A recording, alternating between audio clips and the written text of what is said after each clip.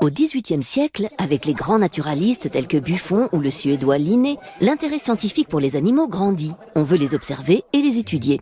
Au XIXe siècle, les ménageries privées disparaissent peu à peu au profit d'institutions publiques. Les zoos sont nés et se multiplient. À cette époque, la plupart d'entre eux abritent des cafés et des restaurants qui offrent des spectacles aux visiteurs. Avec le zoo de Francfort, émerge dès 1950 l'idée de la conservation de la nature.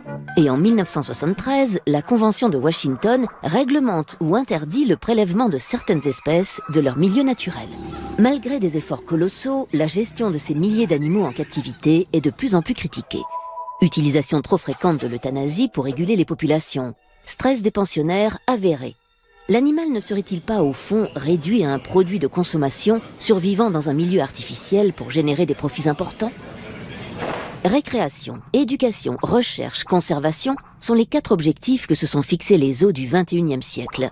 50, c'est le nombre d'espèces que vous ne trouverez plus que dans des zoos. L'Association européenne des zoos et des aquariums chapeaute 189 programmes de reproduction des espèces menacées.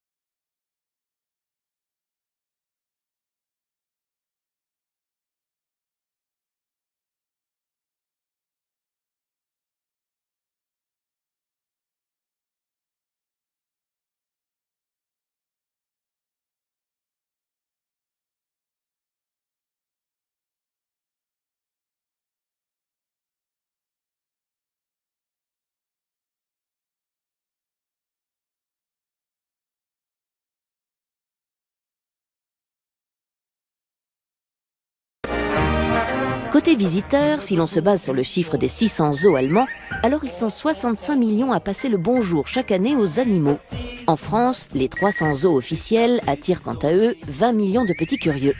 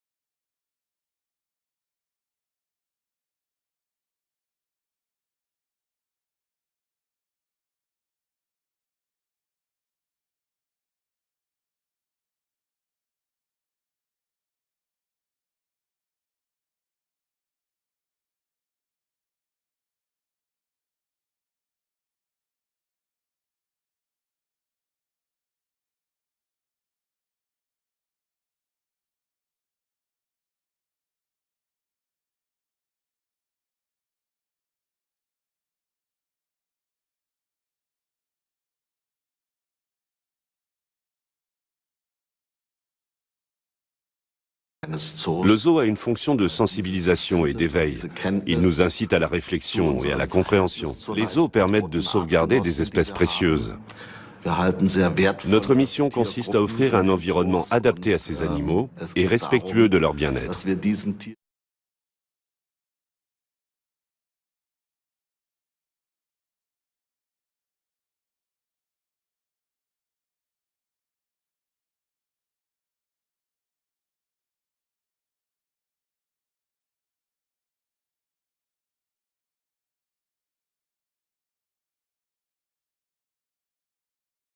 Cette détention des animaux sous le prétexte de la sauvegarde est une imposture, voire une position fallacieuse.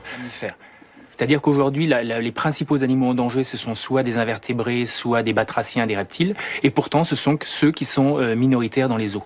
Tout simplement parce que le public est en attente de mammifères, de gros animaux, des éléphants, des gorilles, des girafes. Donc on offre au public pour des questions commerciales l'animal qu'il veut voir, mais ça ne correspond pas du tout à la réalité du terrain où effectivement il y a certaines espèces qui sont vraiment en danger, en danger d'extinction. Aujourd'hui, les zoos transforment l'animal en tant que produit de consommation.